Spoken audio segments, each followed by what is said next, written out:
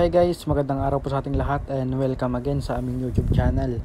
Ngayon po ay andito po tayo ngayon sa Mapandan, Pangasinan, kung saan sinamahan po natin yung buyer dito sa 10,000 pieces na circular pond. Ayan. Kung napapansin nyo naman po, ang binili po ni boss dito ay 3 pieces in 1 kilo at saka 2 pieces in 1 kilo. Yan. Pinipili na po namin yung mga saktong sukat lang at saktong timbang. Hindi po kami kumukuha ng 4-in-1 at yung 600 grams pataas, kasi ang gusto ng buyer dito yung 3 pieces in 1 kilo at 2 pieces in 1 kilo. Yan. Sila po ay taga season. Dumayo pa po sila dito sa Mapandan para po pick upin yung kanilang order po. Kasi ang paglalagyan daw po nila ng kanilang bibili na hito, doon daw po sa restaurant po nila. Ayan. Kaya ayan po, kung napapansin nyo naman po, nagpili na po yung kasama po natin, si Rodo ang Bato. Ayan. Yan po yung kasama natin palagi sa paghihito. Mapa-actual man na nag-tutorial po tayo sa pag-installation ng mga filter aerator at saka mga drainage, siya po yung kasama natin. Ayan. Yan po guys, kung nakikita nyo yung sa video, yan po yung order po nila. 3 pieces in 1 kilo po yan. Yan. Sila po yung pumili dyan at pinakita po natin kung okay po sa kanila yung sukat. Okay na okay naman daw, kaya yan po yung kinukuha po natin. Yan. Kaya po pala dati nakilala yung may-ari dito sa concrete pan na ito.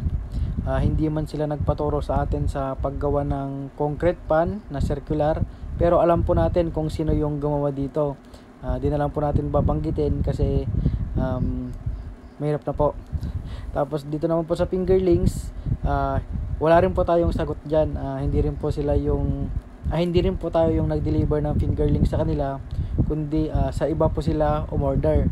Pero sa usapang market naman po, syempre tinutulungan pa rin po natin sila kasi po tinawagan po tayo dati, kung naalala nyo yung gumawa po kami dito ng division, tapos nag-sorting po kami, tayo po yung tinawag. Kaya kahit paano, syempre alam po natin yung alaga po nila. Pagkalipas po ng isang buwan, alam po natin na meron na at merong ma-harvest. Kaya dito po sila pinapunta yung mga buyer. Pero yung unang nakontak ko po ay dun po sa Manawag, kung saan yun po yung nagpa-tutorial sa atin at bumili ng fingerlings. Kaya sila po dapat yung unang tutulungan po natin sa market.